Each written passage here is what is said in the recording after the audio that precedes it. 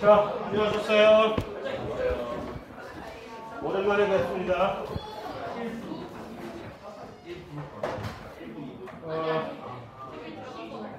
자, 다음 주에 알고 계시다시피 다음 주에 이제 중간고사고, 중간고사는 오늘 배운 데까지, 오늘 짓는 나간 데까지가 범위가 중간고사가 될 것이고, 그러니까 여러분들 기왕이면 오늘 어떻게 해서든지 수단 방법을 가리지 말고 나를 막 천천히 가게 해가지고서 범위를 줄이는 것도 한 가지 전략. 그 다음에 이미 눈치 많이들 채셨겠지만 오늘 아침에 이전 두 연도에 중간고사 시험 문제를 올려놨어요. 그래서 그때는 시험 문제들이 전부 이제 오픈북 시험이었기 때문에 조금 난이도가 지금 이거보다는 조금 높다고 생각하는데 어쨌든 최소한 그 중에 최소한 몇 가지는 거의 비슷한 문제가 나오지 않을까. 어차피 다 중요한 사안들이니까. 그래서 답은 현재로서는 일부러 써놓지 않았는데 너무 허탈하잖아. 답이 미리 다 나와 있어요. 한번 답이 뭔지 한번 잘 이렇게 해보세요. 정말 잘 내려주세요. 그리고 주관식 문제에 대한 해답은 끝까지 아마 나가지 않을 것이고 여러분들이 열심히 공부를 해서 좋은 거 많잖아요. 챗 GPT 뭐 그런 거한테 물어보면 답을 잘 가르쳐 주겠지. 객관식 문제에 대한 답은 아마 다음 주 그러니까 이번 주 주말 아닌 다음 주 초에 최소한 답만 다시 돌려서 내가 한 게 맞았는지 정도는 체크해 볼 수 있게 될 겁니다. 그리고 뭐 중간에 어떠한 질문이 있다면 지금 이거 녹음이 하나도 안 됐을 것 같은데.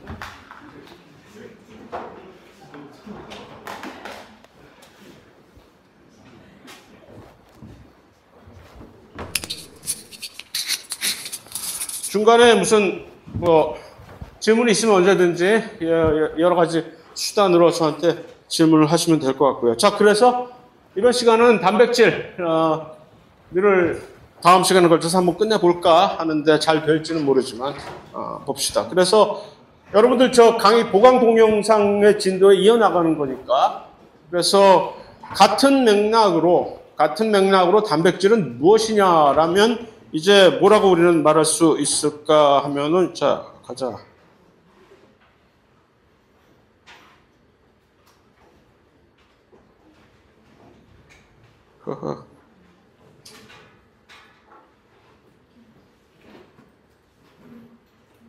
아직 이게 미숙해가지고 내가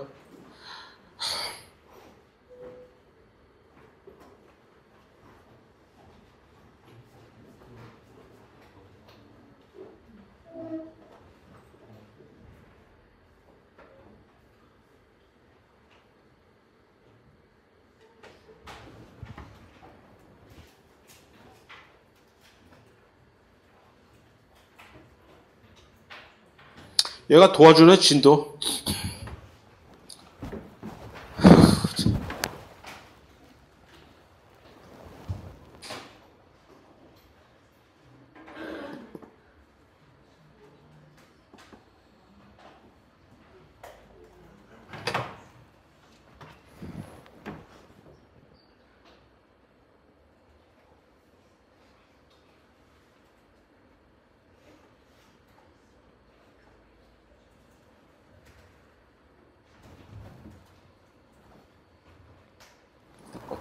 승질나.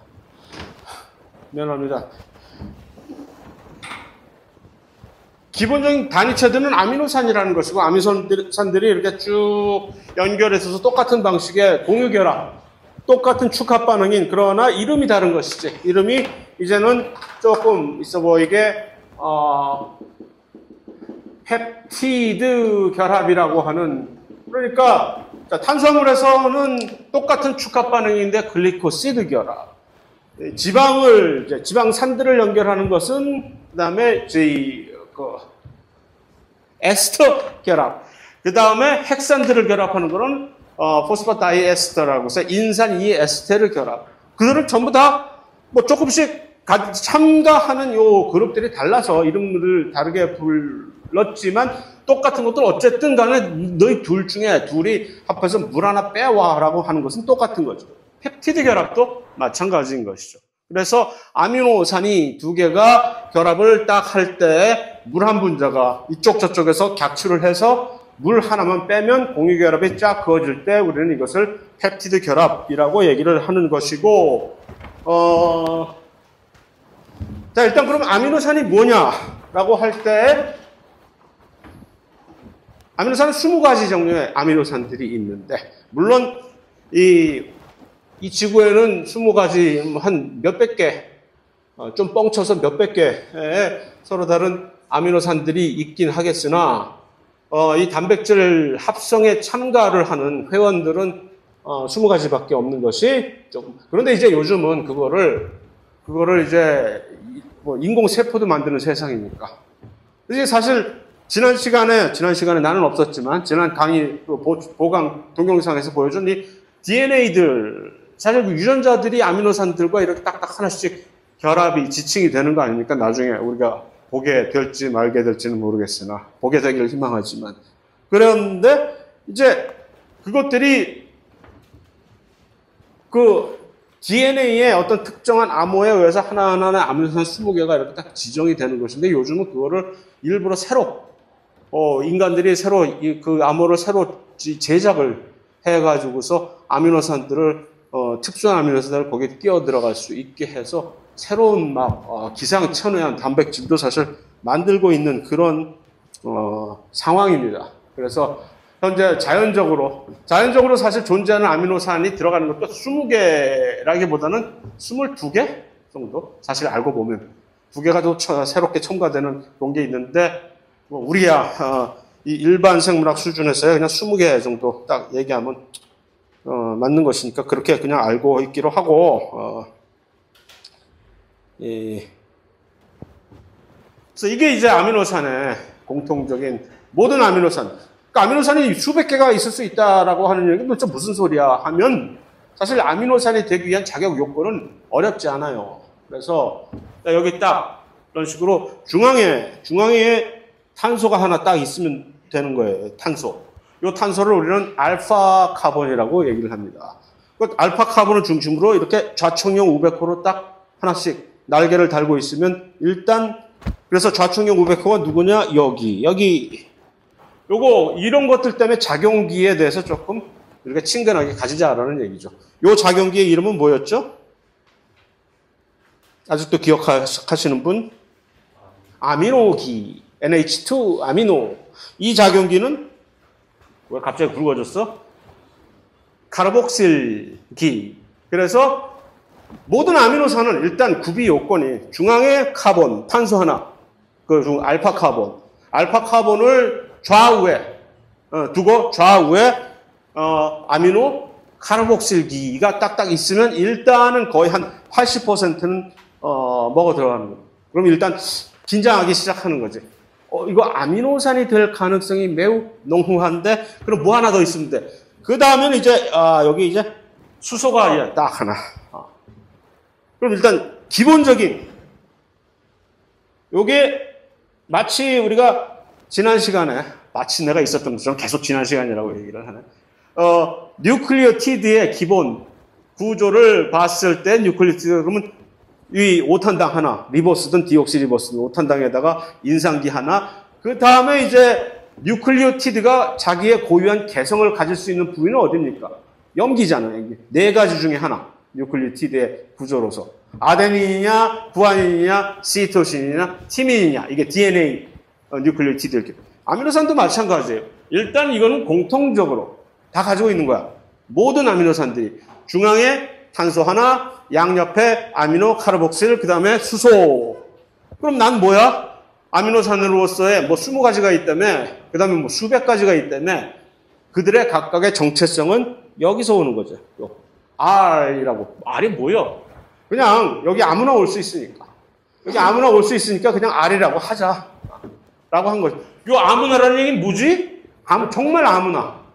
여기에 공유결합, 그러니까 탄소가 4가지. 나는 팔이 4개야 하는 식으로 탄소가 4개의 이 공유결합을 가질 수 있는 그것을 이제 이용을 해가지고 너 3개 다 소진했어. 그럼 딱 하나 남았잖아.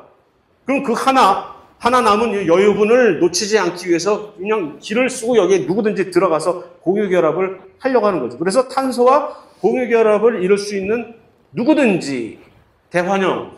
그래서 R은 그럼 수소 놔도 돼요? 되지. 그러니까 가장 간단한 아미노산은 수소가 2개가 중복이 있는 것이 가장 간단한 아미노산입니다. 글라이신이라고 하는 아미노산인데 얘는 일종의 반칙을 한 거지. 너 왜 또 한 번 먹었는데 왜 또 먹어? 어쨌든 그 나머지는 여기 아래 그 모든 것들. 그래서 여기에 길게 그냥 이만한 무슨 뭐 지방산 비슷한 길게 이게 와도 아미노산 맞지. 아미노산의 구비 요건은 일단 요 위에 이 위에 있는 요 3가지의 구성 요건이 갖춰주면 일단은 인정. 그 다음에 얘는 누구든지 와도 좋은 것이니까. 그래서 제가 감히 아미노산은 수백 개가 넘을 수도 있다라고 말씀을 드릴 수가 있는 거죠. 이런 식으로 이 구조 요건만 갖추면 누구든지 아미노산이라고 지칭을 할 수 있는 거예요. 그러니까 다만 세포 안에서 이러한 구조를 가지고서 단백질 합성에 이렇게 참여를 하는 아미노산들은 현재로선 20개라고 알려져 있다는 얘기죠.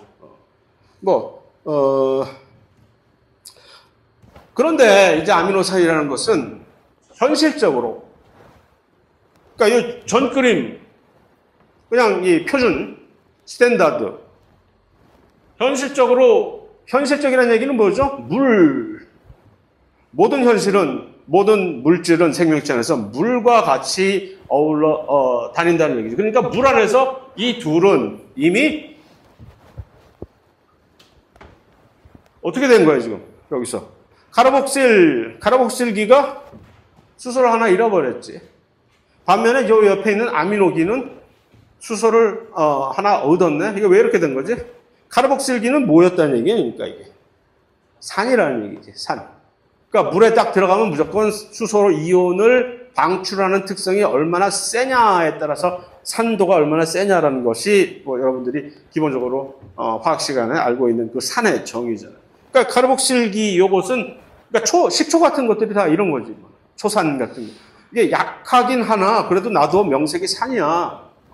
그래서 중성 pH의 물에 들어가면은 그냥 뭐 미련 없이 수소를 내 던져버릴 수 있는 산이라는 얘기죠. 그러면 이 아미노기는 반대로 뭐라는 얘기지? 수소 이온이 있으면 넙죽 받아 먹을 수 있는 성질을 우리는 뭐라고? 염기라고 하죠. 그러니까 이 아미노기는 일종의 염기라는 얘기죠. 그래서 산과 염기가 동시에 이렇게 마치 아수라백작처럼, 아수라백작이 또 나왔네? 그래서 이렇게 2개가 같이 엠피필릭, 양친매성 비슷하게 이렇게 있는 성질이 이제 아미노산에, 그래서 보통 일반적으로 이렇게 극성을 띠고 있다는 거지. 얘와 얘가 이렇게 이온화가 돼 있으니까 일종의 아미노산의 극성이네. 그러나 하나의 아미노산에서 이 둘이 극성을 띠고 있긴 하나 둘이서 야 너네 둘이서 잘 합의를 해봐 한번. 그래서 둘은 사실 서로 똔똔 플러스 마이너스 해서 이 뉴트럴 중성을 띠고 있기 때문에 요 2개의 극성에 대해서 우리는 그다지 신경을 쓰지 않습니다. 그런데 단백질이 흔히 얘기해서 무슨 뭐 소수성 단백질이 어쩌고 저쩌고 친수성 단백질이 어쩌고 저쩌고 여태까지 그런 얘기가 나왔잖아. 단백질이 만들어질 때 소수성 부위는 접어 들어가고 친수성 부위가 표면으로 나와서 단백질 접힘이 이루어진다라는 얘기를 수백 번 했잖아요. 거짓말 보태서 많이 보태서 수백 번을 했는데 그게 뭐야 도대체? 이 아미노산들의 각자게. 그러니까 그러면 각 아미노산이 이것이 친수성이냐 소수성이냐를 결정하는 것은 어디서 올까? 얘가 결정하는 거지. R이. 어떠한 화학 구조가 여기 오느냐? 얘가 갑자기 뜬금없이 노골적으로 무슨 이온을 달고 있는 녀석이 득 들어와서 버티고 앉아 있으면 전체적으로 얘 때문에 이 아미노산은 극성, 이온화가 되어 있는 플러스 또는 마이너스 이온화가 되어 있는 아미노산이 되는 것이고 여기가 그냥 뭐 탄소, 수소 그렇게 그냥 겸손하게 쭉 있으면 소수성 해서 얘는 소수성 아미노산이 되는 것이고 그러면 전체적인 단백질은 얼마나 극성 이 아미노산들이 분포가 되어 있느냐 얼마나 어떤 방식으로 소수성 아미노산들이 분포가 어떻게 되어 있느냐에 따라서 전체적인 단백질의 그 극성과 소수성, 비극성의 이런 분포가 달라지니까 전체적으로 고유한 단백질의 접힘이 거기서 이제 발생이 되는 것이죠. 그래서 여러 가지 종류의 아미노산들이 이렇게 쫙 R그룹만 하이라이트를 이렇게 해가지고, 왜냐면 전부 다 똑같고 고유한 것들은 저 R그룹에 누가 있느냐, 뭐 이제 수소가 올 수도 있고 R그룹에 메틸이 올 수도 있고 뭐 해서 생화학 시간 정도 올라가게 되면은 여러분들이 뭐 빼박캔트지 여러분들이야. 이런 거 대충 생화학점 가서는 대충 외우기 싫어도 그냥 외우게 되겠지. 누가 외우라고 시키지 않아도 그냥 하다 보면 대충 알게 되겠으나, 그렇다고 해서 그거 모른다고 뭐 여러분들의 전공을 계속 추구하는데 지장이 결코 오지는 않습니다. 다만 나중에 가서 더 고학년으로 올라가서 최소한 어떤 아미노산에 있으면 최소한 그 아미노산이 이게 극성이다 비극성이다 라는 정도는 대충 인지하고 있으면 살기가 편해진다는 정도 얘기입니다. 뭐 그렇다고 뭐 죽고 살고 하는 문제는 아니고, 그래서 지금 이 단계에서 이렇게 교과서에 이런 아미노산들이 각각 쫙 이렇게 등장을 했다고 해서 다 외워두면 물론 멋있겠지, 좋겠지.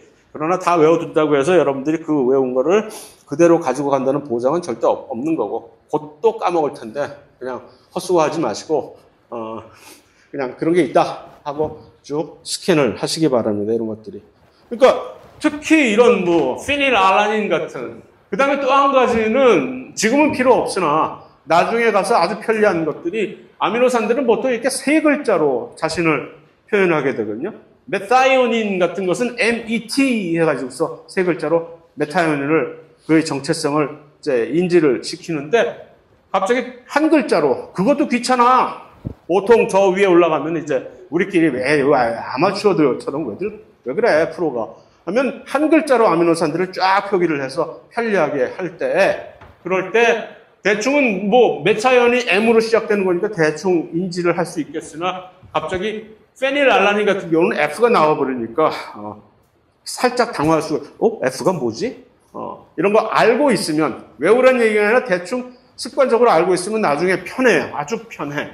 그래서 이 페닐알라닌 같은 거는 여기에 벤젠고리 링이 있기 때문에 일단은 소수성 아미노산이겠죠? 그러면서 소수성이면 동시에 등치가 좀 뚱뚱하잖아요. 그러니까 영어로 이런 거를 멀키, 좀 등발에 있는 멀키한 아미노산이라고 얘기를 할 때 보통 이렇게 페닐알라닌을 얘기합니다. 얘도 비슷하지. 트립토팬도 이런 구조가 인돌 링이 이렇게 있으니까. 그런데 이 똑같은 페닐알라닌이 있는데 여기 끝에 타이로신 같은 경우는 이제 Y로, 타이로신의 약자는 Y로 이렇게 표기를 하는데, 여기 OH가 있다면, 그러니까 페닐알라닌은 소수성 아미노산인데 얘는 더 이상 소수성이 아니겠지. 그렇다고 아주 노골적인 극성은 아니나 최소한 소수성은 아니다라는 얘기입니다. 또 세린, 트리오닌, 타이로신이라는 요 세 가지 아미노산들의 공통점은 뭐냐면 요 R그룹이 OH, 하이드록실기로 끝나게 됩니다. 끝에가. 자, 이거 인산기 같은 거를 여러분들이 인산 2에스테르 결합을 아직도 기억을 하고 있다면, 인산 2에스테르 결합이 어떻게 결성이 되는지를 보면은 요 OH기가 있는 것이 요 인산 2에스테르 결합 같은 걸, 인산이 들어가서 여기다 딱 결합을 할 때 매우 중요한 요소거든요. 다시 말해서 요 세 개는, 요 세 가지 단백질은, 아니 요 세 가지 아미노산은 단백질이 인산화 된다는 이것은 우리 소위 말하는 신호 전달이라고 하는,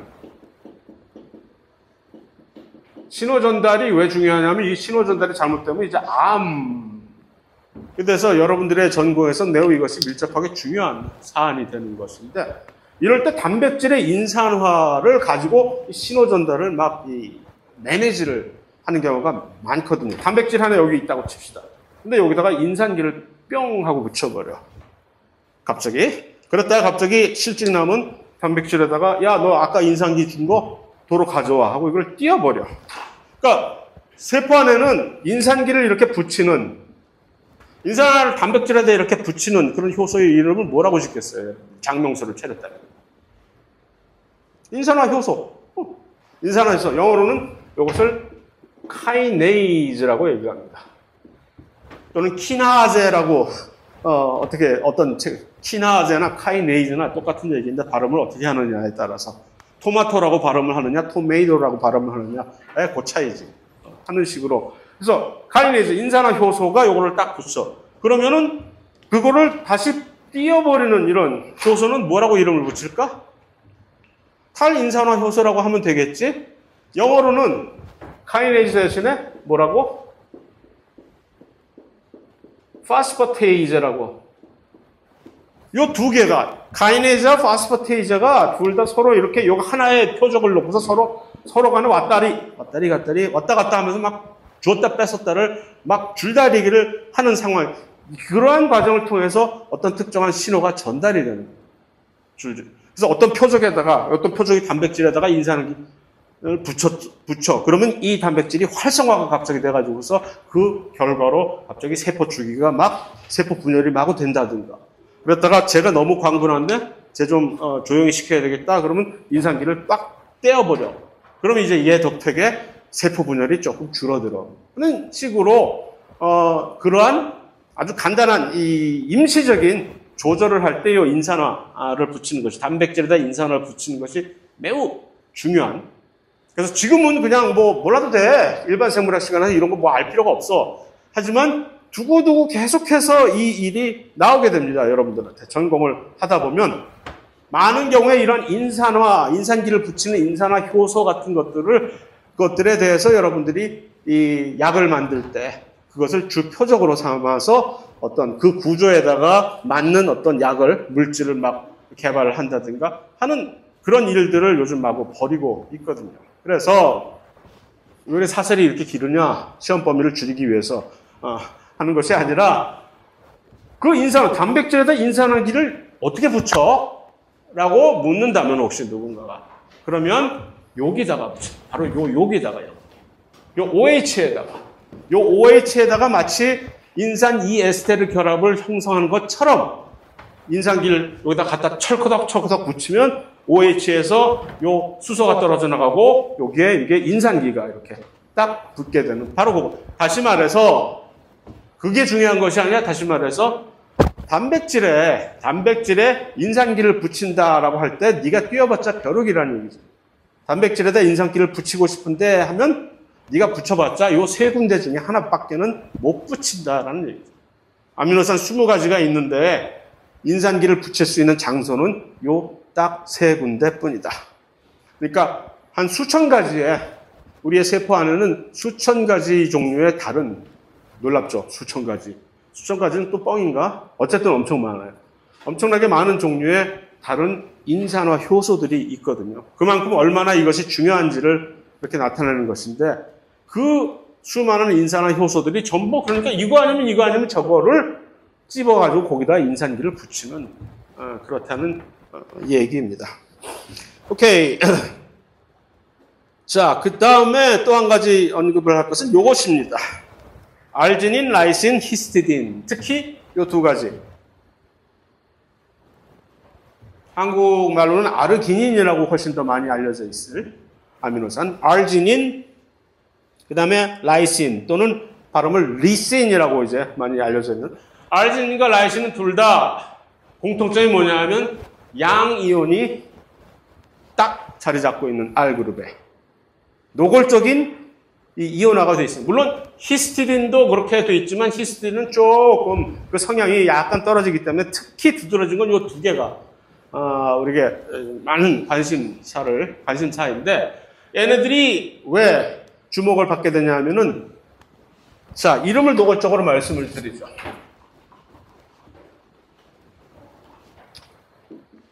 영어로 쓰지 마라. 영어로. 히스톤이라는 단백질 들어봤죠? 뭐 하는 단백질입니까? DNA 철썩 붙는 단백질. DNA의 옷 구실을 해주는 단백질이거든요.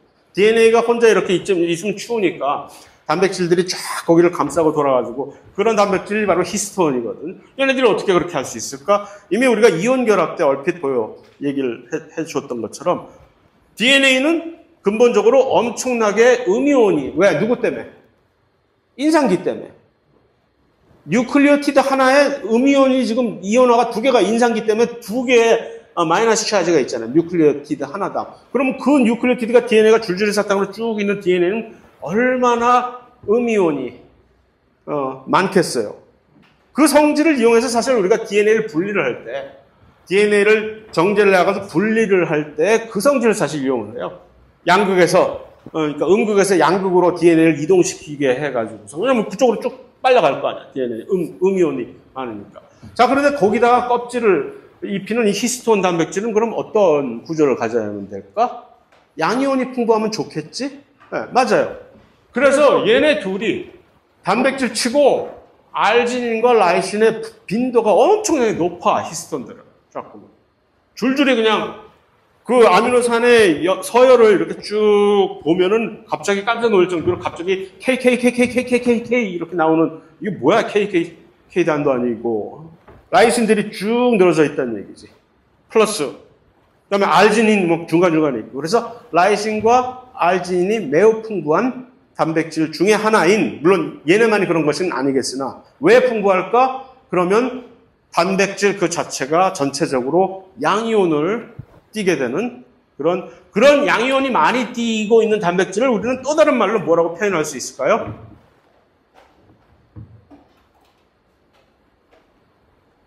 양이온이 많이 세포 안에서 양이온을 많이 띠고 있다라는 얘기는 왜 양이온을 많이 띠고 있을까? 세포 안에서 얘는 세포는 물이다라는 걸 물인데 갑자기 네가 어쩌다가 양이온을 띠고 있다라는 얘기는 아마도 너는 수소를 누군가에게 잃어버렸을 거야. 수소를 잃어버린 것이 아니라 누군가에서 수소를 줍줍했을 거야.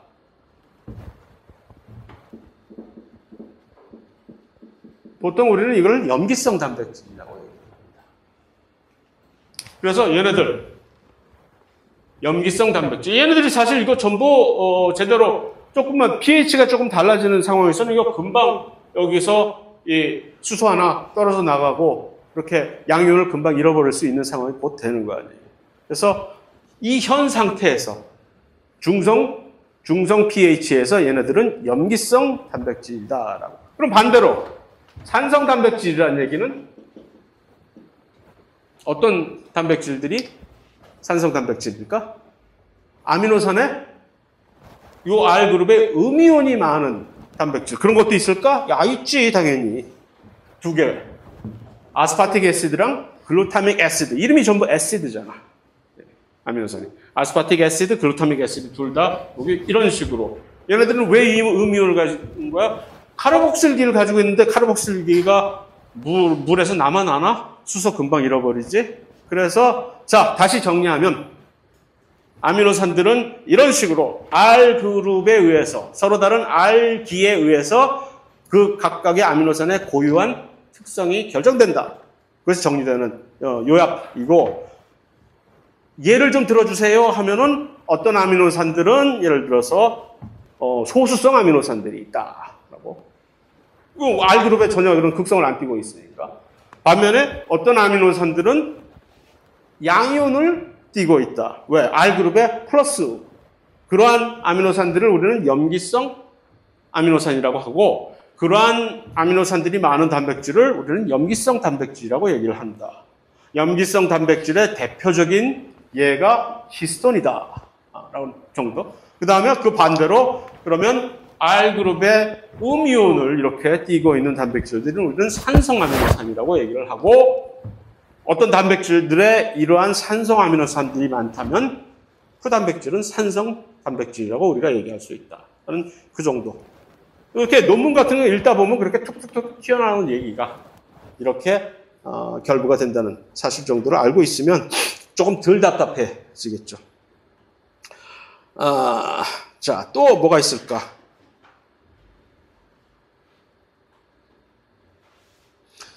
시스테인은 한번 또 다른 측면에서 시스테인이라는 것이 좀 재미있는.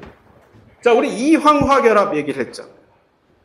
공유결합이긴 하나 황이 요 수소를 두 개를 금방 토사구팽 시켜버리고 두 황끼리 이렇게 쫙, 그러니까 수소 두 개가 날려버리면, 수소 두 개를 날려버리면 이 둘 사이에 공유결합이 형성이 된다는, 그것이 바로 이황화결합. 그럼 누가 이황화결합을 그렇게 할 수 있지? 바로 이 시스테인이라고 하는 아미노산입니다. 이러한, 왜냐? 시스테인이라고 하는 아미노산은 R기에 바로 요 끝에 SH로 끝나버리기 때문에, SH가 이름이 사이올이라고 얘기를 한다고 했잖아요. 사이올기라고. 그게 중요한 것이 아니라 이렇게 돼 있으면 요 수소 두 개 날려버리고 두 황끼리 이황화결합을 해서 이렇게 만들어 버린다는 얘기죠. 이황화결합인데 이게 왜 중요하냐면은, 이까지 게 뭔데? 이게 바로 단백질 구조를 형성을, 이 3차 구조를 형성할 때 매우 결정적인 역할을 하게 됩니다. 그러니까 단백질들이 저절로 일단 접히잖아요. 소수성 부위는, 그러니까 아미노산들이 내가 하나의 단백질이야. 다 태어났어요, 이렇게.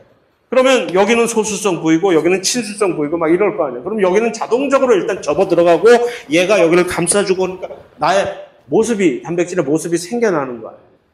하지만 그런다고 해서 그게 완전히 결정되는 게 아니잖아요. 물론 이런 소수성 상호작용이 생기면 거기에 만데르발스 결합이 형성이 돼서 딱 유지를 시켜주나, 조금 더 단백질로서 좀 튼튼하게 이걸 구조를 계속 유지하고 싶으면 여러분 같으면 어떻게 하겠어요? 여기저기를 매듭을 지을 거 아니야. 여기하고 여기를 끈으로, 노끈으로 딱 동여매고 이쪽하고 이렇게 접어진 김에, 기왕 이렇게 접어졌으니까 맘대로, 그러면 이 김에 아주 요걸 고착화 시켜버리자 해가지고서 요 부위와 저 부위, 처음에 쫙 펴져 있을 때는 이 부위와 저 부위는 아주 멀리 떨어져 있으나 이제 이렇게 접혀져서 이렇게 돼 있으면 너희들 잘 만났다. 요 둘을 딱 묶어버리자, 노끈으로. 그 노끈 구실을 누가 해줄까?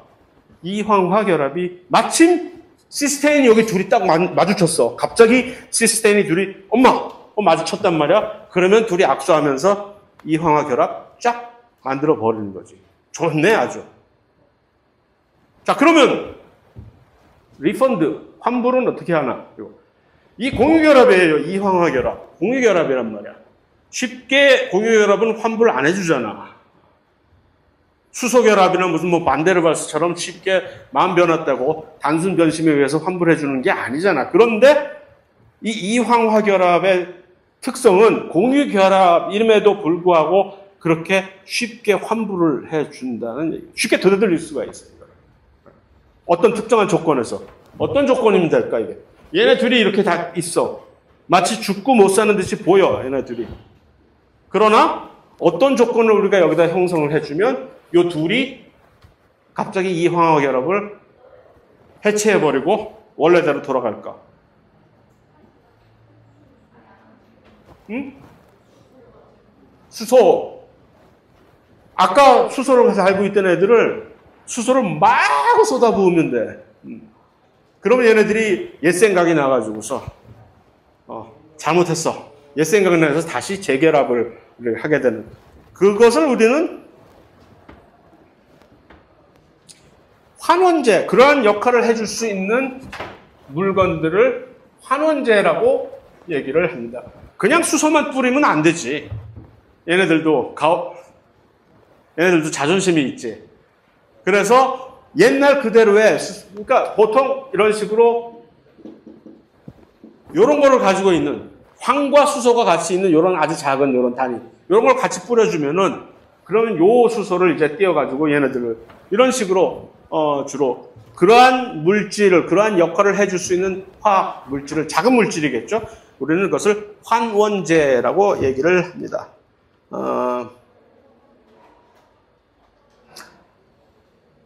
그래서 이것이 이제 단백질에게 접했을 때 여기 요소가 두 개의 이황화결합끼리 이렇게 동여매가지고서 전체적인 구조를 유지를 시켜주는 것을 묘사하는 그림이라고 얘기를 할 수 있습니다. 이 점에 대해서는 조금 나중에 더 나올 테니까 지금 만약에 여러분들이 이것을 처음 대면한 것이라면 일단 언제나 처음은 낯설기 때문에 거부감을 느낄 수 있으나 몇 번 또 반복해서 보게 되면은 그러려니 하고 어느덧 저절로 마치 옛날부터 충분히 잘 알고 있었던 것처럼 느껴지게 됩니다. 그러면 그때가 바로 여러분들의 그 지식이 돼 버리는 것입니다. 그래서 처음에 지금 제가 이렇게 두서없이 마구 던지고 있는 것에 대해서 조금 만약에 이것을 처음 들어보는 것이라면 조금 뭐지 이렇게? 조금만 더 시간을 여러분들 자신에게 주어 보세요. 그러면 조금씩 금방 나아지고 무엇보다 중요한 건 몇 번 얘기했지만 사실 요 사안들은 여러분들의 전공에 매우 앞으로 계속 밀접한 그런 기본적인 그런 지식이기 때문에 계속해서 이것은 피할 수가 없는 지식이기 때문에 조금 더 다져나가는 것이 좋습니다. 자, 그러고 펩티드 결합. 자, 똑같이 마치 무슨 글리코시드 결합이 단당류를 가지고서 이 다당류를 만드는 것처럼 뉴클리오티드를 하나하나를 인산 이에스테르 결합을 통해 가지고서 쭉 접어서 핵산을 만드는 것처럼 이렇게 아미노산들을 하나하나 펩티드 결합을 형성하면은 이렇게 펩티드, 폴리펩티드라고 얘기를 합니다. 이것을 단백질 중합체. 그것을 만들 수가 있고 폴리펩티드나 단백질이나 거의 동의어인데 웬만한 경우에는. 자, 그런데 이 둘은 둘 다 항상 아미노기와 카르복실기 사이에 축합 반응. 무슨 소리야? 할 때 그냥 그림을 보면 가장 쉽지 이렇게. 그러면 끄떡끄떡 그 소리구나. 두 개가 이미 축합 반응, 두 개가 둘 사이에 이미 펩티드 결합에 의해서 형성이 두 개의 아미노산이 이게 서로 결합을 이루고 있어요. 여기에 또 하나 신입 나도 가입할래 하고 신입회원이 지금 이 가입 원서를 냈다고 칩시다. 그러려면 어떻게 해야 된다? 그러면 자, 둘 사이에서 물 하나만 빼면 이 둘 사이가 이렇게 원만하게 공유결합이 이루어진다. 이것을 우리는 펩티드 결합이라고 합니다. 라고 얘기를 했죠. 자, 여기서 똑같은 사안이 벌어지는 거죠. 지난 시간에 이 인산 이에스테르 결합처럼 항상 방향성이 생기는 겁니다. 인산 이에스테르 결합은 항상 어떤 식으로 이루어졌다고? 원래 기존에 있는 사슬의 마지막 뉴클리오티드는 뭐를 아직도 살랑살랑 가지고 있지? 꼬리에?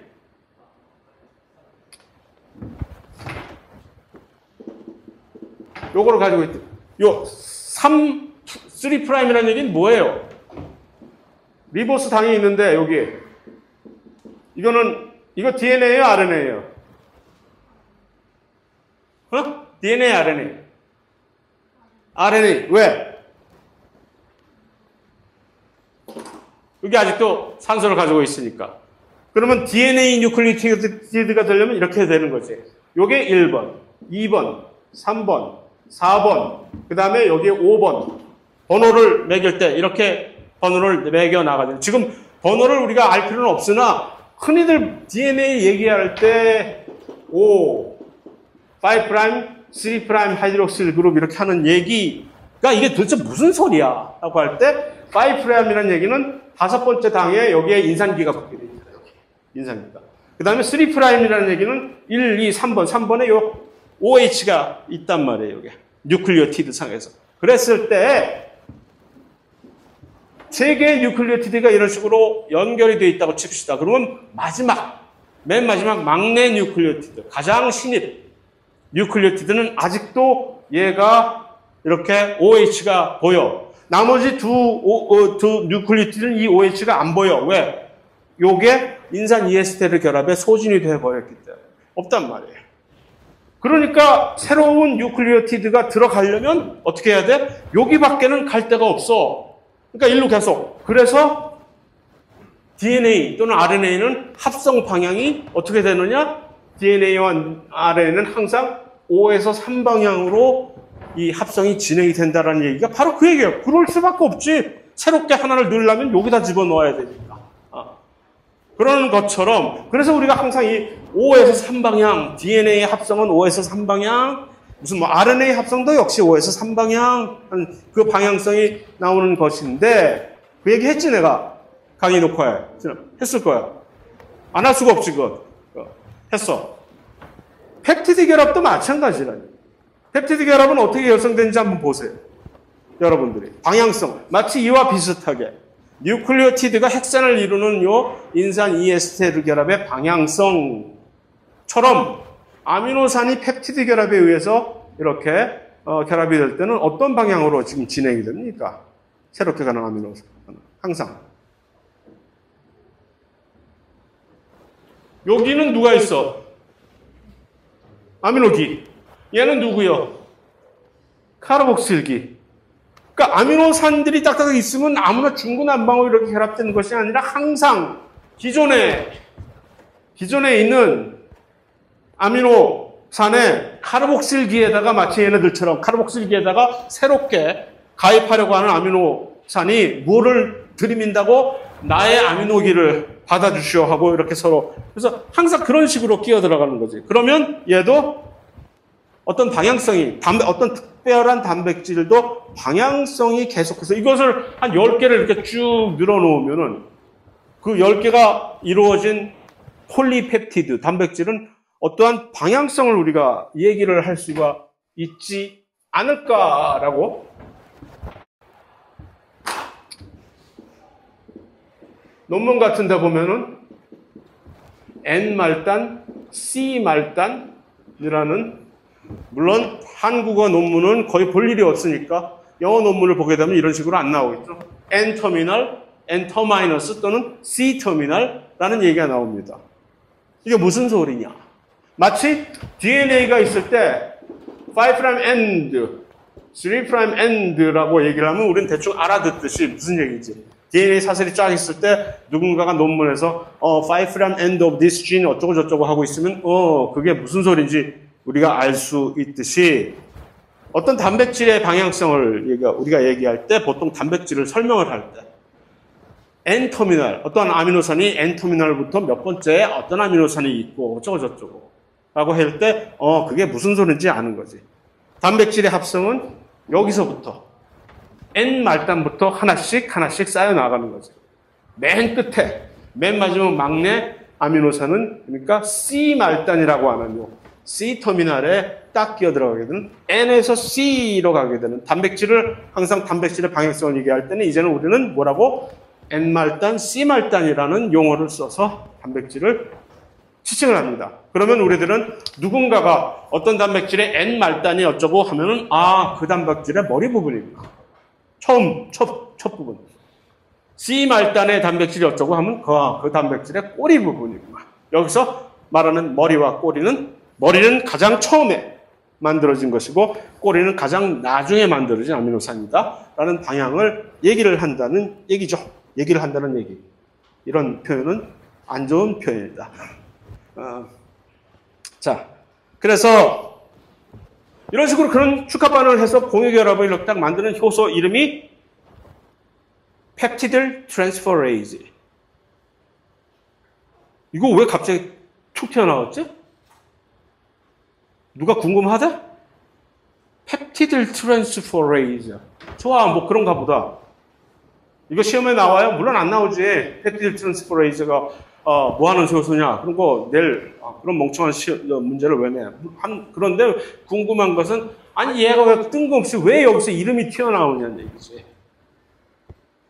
공정하지 못하잖아.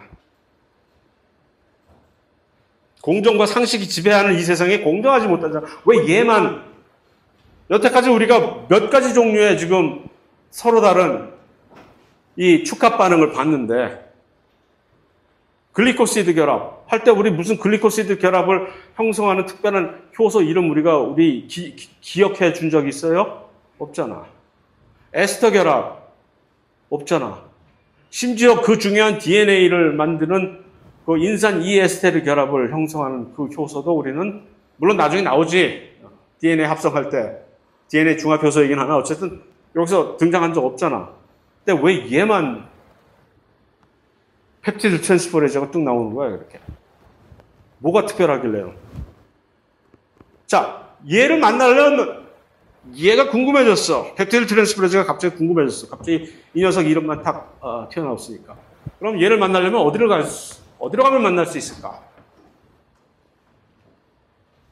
펩티드 트랜스퍼레이즈를 만날 수 있는 장소 세포안에서. 그것도 질문이라고 하나? 아무 데나 가면 만날 수 있지. 뭐 기다리면 오겠지, 지가. 혹시 그게 아닌가 보지? 바로 그것 때문에 그렇죠.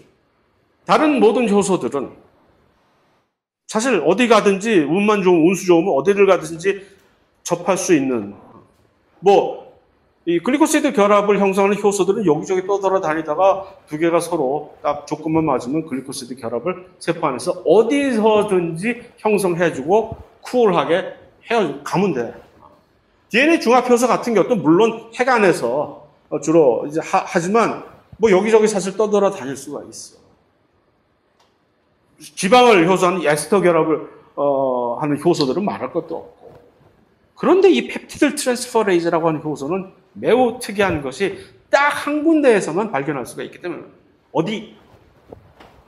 펩티드 트랜스퍼레이즈를 발견할 수 있는 유일한 세포 안에서 유일한 장소는 바로 여기입니다. 눈사람. 누구? 라이보솜이지. 그 얘기 이미 봤잖아. 우리 저 보강에서. 이거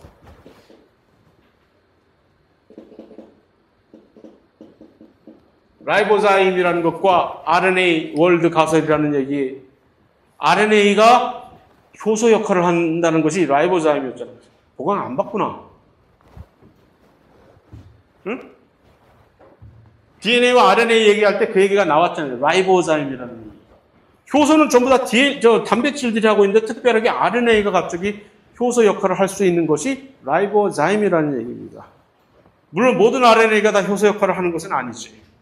그러나 희한하게도 어떤 특별한 RNA들은 효소 역할을 할 수가 있어. 왜? 어떻게 할 수 있을까? 마치 단백질이 효소 역할을 할 수 있는 가장 장점은 뭡니까? 그 특별한 특성은? 특별한 특성? 오늘 왜 이래 말이? 단백질이 효소 역할을 할 수 있는 이유. 생긴 대로 놀기 때문에. 모양을 마음대로 자유자재로기보다 매우 고유한 모양들을 단백질은 만들 수가 있죠. 그것이 바로 효소 역할을 하기에 매우 중요한 거죠. 왜? 효소는 뭐가 있어? 효소와 기질 간의 특이성이 있잖아요. 난 너만 알아. 난 너밖에 몰라.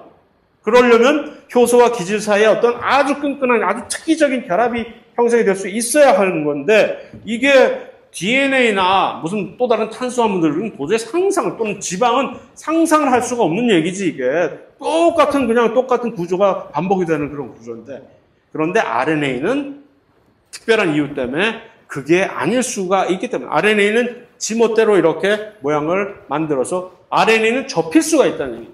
그래서 마치 단백질처럼 특이한 구조를 만들 수가 있어요. 그러면 나도 한번 효소 한번 해보자. Why not? 사실은 이 진화학자들이 생각하기에는 원래 단백질이 효소 역할을 하기 전에 RNA가 먼저 있다가 점점 효율이 좋은 옛날에 말도 안 되는 이상한 자동차가 처음에 만들어졌듯이 무슨 1800년대에 그런 자동차가 만들어졌다가 요즘처럼 이제 전기차도 만들어져 있고 하는 식으로 점점 진화 발전이 된 게 이제 단백질들이 이런 식으로 이제 할아버지는 저기 가서 쉬시죠 하고 RNA들한테 했다는 그런 썰이 있는데 그거 그럴듯한 얘기인데 어쨌든 그게 중요한 게 아니라 어쨌든 이 라이보자임이라는 얘기는 RNA인데 효소 역할을 할 수 있다는 얘기입니다. 펩티드 트랜스퍼레이즈가 사실은 라이보자임입니다. 요 리보솜 안에 살고 있는 RNA예요. 리보솜 안에는 몇 가지 종류의 RNA가 있잖아요. 요 rRNA라고 해서 리보솜 RNA들이 바로 리보솜을 구성하는데 쓰여지는 RNA인데 그 중에 하나 특이한 RNA가 예를 들어서 이 세균에서는 16S 라이보솜 RNA라는 게 있어요. 얘네들이 바로 이 펩티드 결합을 형성을 해주는 그 효소 역할을 하는 그러니까 얘네들은 붙박이로 여기서밖에는 만날 수가 없다는 얘기죠. 너무 별거 아닌 얘기를 심각하게 얘기를 했나? 자, 쉴 때 된 것 같은데 10분 쉬고 다시 계속합시다.